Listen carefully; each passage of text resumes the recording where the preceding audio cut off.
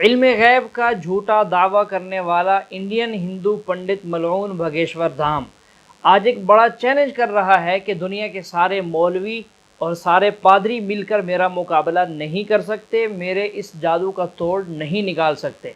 नाजरीन, आइए इसकी ये वीडियो देखिए और इसके बाद इस बारे में सुनेंगे डॉक्टर जाकिर नाइक साहब से। आपसे गुजारिश है वीडियो में हमारे साथ आखिर तक रहिएगा और वीडियो को लाइक और शेयर करना तो बिल्कुल ना भूलिएगा। चैनल को सब्सक्राइब भी कर दीजिएगा।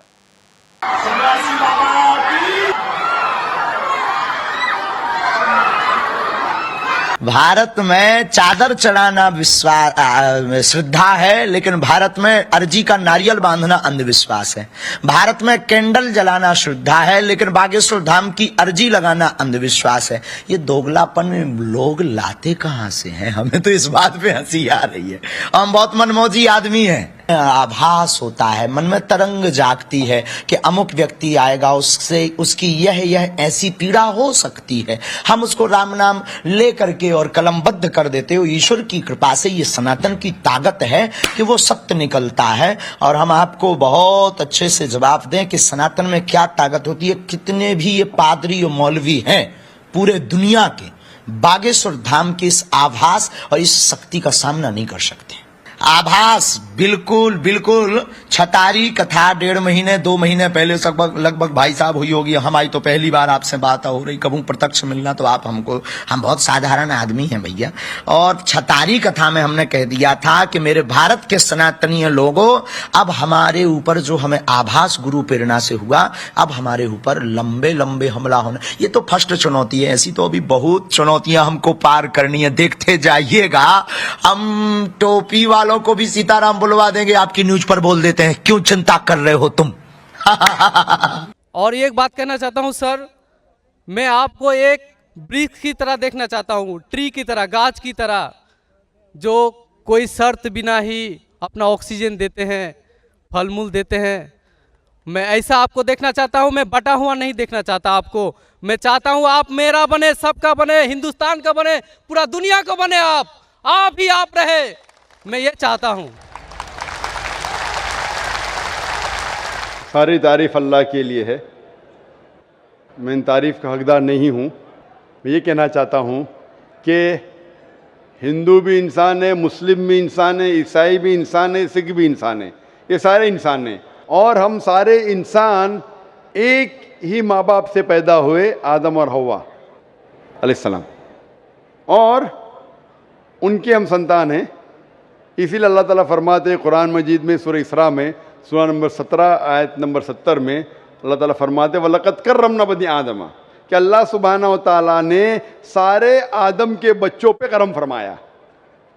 आप चाहे इंडिया में रहो या पाकिस्तान में या सऊदी अरेबिया में या यूएसए में या यूके में, चाहे आप मुसलमान के घर में पैदा हो या हिंदू के घर में या ईसाई के घर में या सिख के घर में, अल्लाह ताला ने सारे बनी आदम पे करम फरमाया। लेकिन आपने कहा कि चाहे कुरान पढ़ो या वेद पढ़ो, वेद पे अमल करो, कुरान पे अमल करो। अभी जैसे मैंने कहा कि जैसे जैसे ज़माना गुज़रता गया, जितने धार्मिक किताबें, इन सारी धार्मिक किताबों में कुरान को छोड़ के तब्दीली आने लगी। और इन धार्मिक किताबों के स्कॉलर्स को आप पूछेंगे, चाहे वो वेद के स्कॉलर्स हो, चाहे महाभारत के स्कॉलर्स हो, चाहे बाइबल के स्कॉलर्स हो, वो कहेंगे कि वक्त के दौरान इसमें काफ़ी इंटरपोलेशन आने लगा। तो अभी हम कैसे जाने क्या सच है क्या हक है? मिसाल के तौर पे, अगर मैं आपको एक गिलास दूंगा पानी का, साफ गिलास, साफ सुथरा, उसमें एक कतरा मैं गटर का पानी डालूंगा आपके सामने, आप वो पानी को पीएंगे, और घोलूंगा तो नजर ही नहीं आएगा। एक कतरा डालूंगा गटर का पानी, नजर आएगा घोलने के बाद? नहीं। आपको जब पता है कि एक कतरा गटर का पानी, तो आप पिएंगे? नहीं सर। हाँ कि नहीं? नहीं सर। हाँ कि नहीं? नहीं पिएंगे। अगर नहीं देखे, चुपके से कोई मिला दिया तो शायद पी लेंगे। तो अक्सर लोग को ये नहीं पता है कि मिलावट हो चुकी है। मेरा ये कहना है, जिस तरीके से मैंने कुरान मजीद की आयत की तिलावत की आज के इस सेशन के पहले, सूरह इमरान सूरा 3 आयत नंबर 64 में अल्लाह ताला फरमाते तालौ इला कलिमतिन सवाइम बैना बैनकुम, आओ हम उस बात की तरफ जो आप और हम में यकसा है। सबसे पहली बात अल्लाह नाबुदा इल्लल्लाह, कि हम सिर्फ एक अल्लाह सुब्हानहू व तआला की इबादत करें। तो मेरी ये इल्तिजा है लोगों से, सारे इंसानों से, चाहे वो हिंदू हो, क्रिश्चियन हो, चाहे वो मुस्लिम हो, कि मैं उनसे कहता हूँ कि कम से कम आप ये तो मान लो कि एक किताब 100% खुदा की तरफ से। तो वो हिंदू कहेगा मुझे कोई एतराज़ नहीं मानने के लिए कि वेद 100% खुदा की किताब है। वो क्रिश्चियन कहेगा मुझे नहीं एतराज़ है मानने के लिए कि बाइबल 100% खुदा की तरफ से। वो मुसलमान कहेगा मुझे कोई एतराज़ नहीं मानने के लिए कि कुरान 100% खुदा की तरफ से।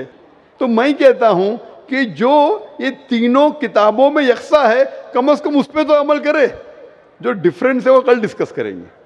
Let us agree what is common, let us follow. जो यकसा है उसके ऊपर तो किसी को एतराज होना ही नहीं चाहिए। तो ये फॉर्मूला लोग क्यों नहीं इख्तियार करते? लोग क्या करते नॉर्मली इंटरफेथ डायलॉग में, हिंदू पंडित आके बोलते हैं सर्वधर्म सब धर्म एक है, वो मुस्लिम आके बोलेगा सब धर्म एक है, वो क्रिश्चियन पादरी आके बोलेगा सब धर्म एक है। ये सिर्फ नाटक है। अगर सारे धर्म एक है तो मैं हिंदू से कहूँगा अगर सब धर्म एक है तो मुसलमान बन जाओ। पंडित बोलेगा नहीं। वो क्रिश्चियन से कहूँगा सब धर्म एक है तो फादर को बोलूँगा अब हिंदू क्यों नहीं बन जाते? मैं ये नहीं कहता हूँ सब धर्म एक है, सब धर्म में अच्छाई है। जो यकसा है उसके ऊपर अमल करो, जो यकसा नहीं है उसको डिस्कस बाद में करेंगे। कम से कम जो यकसा है उसके ऊपर तो अमल करे, इसमें किसी को एतराज नहीं होना चाहिए।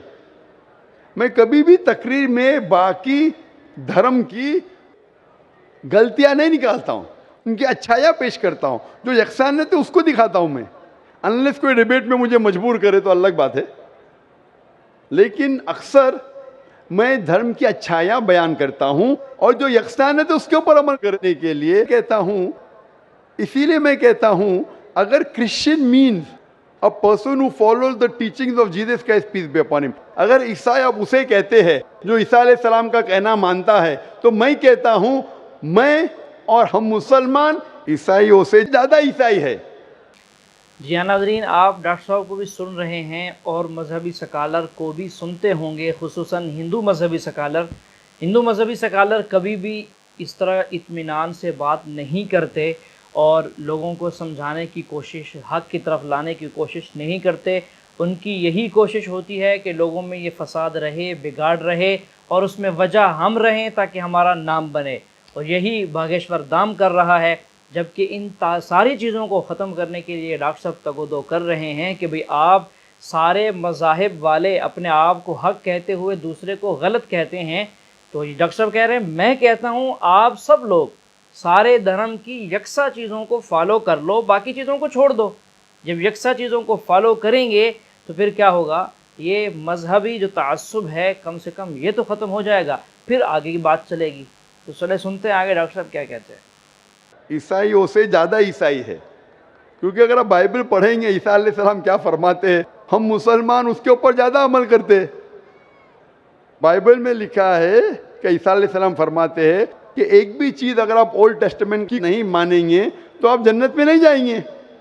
बाइबल में लिखा है बुक ऑफ लेविटिकस में कि आप सूअर का गोश्त मत खाओ। Book of Deuteronomy chapter number 14 verse number 8 में, book of Isaiah chapter number 65 verse number 2 से 5 में लिखा है सूअर का गोश्त मत खाओ। हम मुसलमान नहीं खाते, लेकिन अक्सर ईसाई खाते।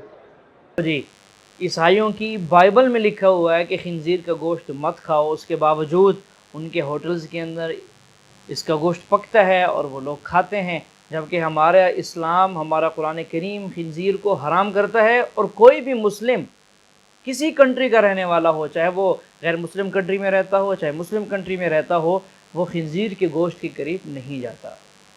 बाइबल में लिखा है बुक ऑफ एफिसियंस में चैप्टर नंबर 5 वर्स नंबर 18 में कि आप शराब मत पियो। Book of proverbs chapter number 20 verse number 1 में क्या शराब नहीं पीना चाहिए। हम मुसलमान शराब नहीं पीते, अक्सर ईसाई शराब पीते। बाइबल में लिखा है gospel of Luke chapter number 2 verse number 21 में पढ़ेंगे ईसा अलैहि सलाम का खतना किया गया था 8 दिन पे। मुसलमान की खतना होती है, लेकिन अक्सर ईसाई की खतना नहीं होती। तो अगर आप देखेंगे कि ईसाई का मतलब वो कि जो ईसा अलैहि सलाम का कहना मानता है, तो आप बाइबल पढ़ेंगे तो आप जानेंगे मुसलमान ईसाई से ज़्यादा ईसाई है। उसी तरीके से आप हिंदू की किताब अगर पढ़ेंगे, हिंदू मानी क्या कि हिंदू एक्चुअली ज्योग्राफिकल डेफिनेशन है भाई साहब। हिंदू मीन्स, ये सबसे पहले हिंदू किसने लफ्ज दिया था? अरबों ने जब हिंदुस्तान में आए, उस टाइम हिंदुस्तान कहने जाता था, जब अरब आए तो यहाँ कहने लगे हिंदी। हिंदी जो ये इंडस वैली सिविलाइजेशन था, इस अतराफ में जो भी लोग रहते थे उसे अरब कहते थे हिंदी। तो ये लफ्ज हिंदू आया अरबों से। इसीलिए मैं आज भी जब जाता हूं सऊदी अरेबिया, लोग कहते हिंदी हिंदी हिंदी में, तो ज्योग्राफिकली मैं हिंदू हूं। जो हिंदुस्तान में रहता है वो हिंदू है। और पंडित जवाहरलाल नेहरू कहते हैं कि ये लफ्ज हिंदू कोई भी हिंदू शास्त्र में आपको नहीं मिलेगा जब तक मुसलमान हिंदुस्तान में नहीं आए। अरब हिंदुस्तान आने के बाद ये लफ्ज हिंदू उनके शास्त्र में आया। उसका मतलब ये लफ्ज हिंदू दिया मुसलमानों ने। तो Hindu is a geographical definition. तो उस डेफिनेशन से मैं हिंदुस्तान में रहता हूं और मुझे गर्व है कि मैं हिंदुस्तानी हूं। तो उस डेफिनेशन से मैं हिंदू हूं। और अगर आप बोलते धार्मिक वेद पढ़ेंगे तो वेद को पढ़ चुका हूं मैं, भगवत गीता पढ़ चुका हूं, महाभारत पढ़ चुका हूं। जो यक्षान है तो उसके ऊपर अमल करता हूं। जो अहम है, जो ब्रह्म सूत्र हिंदुइज्म का एकम ब्राह्मण द्योत्या नास्ते नैना नास्ते किंचन, भगवान एक ही है, दूसरा नहीं है, नहीं है, नहीं है, जरा भी नहीं है। तो ये कहना मंजिल एक है और रास्ते अलग है, मंजिल एक है लेकिन रास्ते अलग है, ये कह रहे हैं। मैं कहता हूं कि मंजिल अगर एक है, अगर आपको जाने का है, किधर भी जाने का है तो एक डायरेक्शन ही रहेगा ना। फिर चाहे आप ट्रेन से जाओ, चाहे बस से जाओ, चाहे प्लेन से जाओ, दिशा लेकिन एक होना चाहिए। आपकी दिशा ही गलत है तो पहले मंजिल को तो तलाश करो। मंजिल क्या है पहले वो तो जान लो। तो सारी धार्मिक किताब में मंजिल एक ही है कि खुदा एक है, उस खुदा का कोई अक्स नहीं है और सिर्फ उस खुदा की इबादत करना चाहिए। और सारी किताबों में, चाहे बाइबल हो, चाहे वेद हो, कुरान में लिखा है कि आखिरी पैगंबर जो आपको रास्ता दिखाएंगे मोहम्मद सल्लल्लाहु अलैहि वसल्लम में। बाइबल आप पढ़ेंगे, बाइबल में लिखा है गॉस्पेल ऑफ जॉन में चैप्टर नंबर 16 में वर्स नंबर 12 से 14 में ईसा अलैहिस्सलाम फरमाते हैं, I have many things to say unto you, but ye cannot bear them now. For he, when the Spirit of truth shall come, he shall guide you into all truth. He shall not speak of himself, all that he hears shall he speak. यहाँ ईसा अलैहिस्सलाम कहते हैं कि मुझे आपको बहुत कुछ कहना है, लेकिन आज आप समझ नहीं पाएंगे।